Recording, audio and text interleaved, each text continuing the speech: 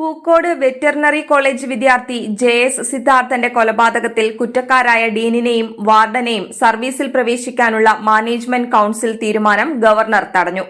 സിദ്ധാർത്ഥന്റെ മരണത്തിന് കാരണക്കാരായ college ഡീനിനെയും hostel assistant വാർഡനെയും യാതൊരു ശിക്ഷാ നടപടികളും കൂടാതെ സർവീസിൽ തിരികെ പ്രവേശിപ്പിക്കാനുള്ള സർവകലാശാല ഭരണസമിതിയുടെ തീരുമാനമാണ് ഗവർണർ തടഞ്ഞത്.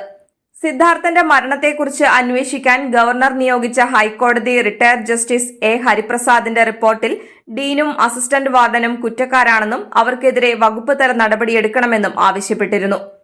പ്രസ്തുത റിപ്പോർട്ട് പരിഗണിച്ച യൂണിവേഴ്സിറ്റി ഭരണസമിതിയാണ് ഭൂരിപക്ഷ അഭിപ്രായത്തിന്റെ മറവിൽ യാതൊരു നടപടികളും കൂടാതെ രണ്ടുപേരെയും തിരികെ സർവീസിൽ പ്രവേശിപ്പിക്കാൻ തീരുമാനിച്ചത്.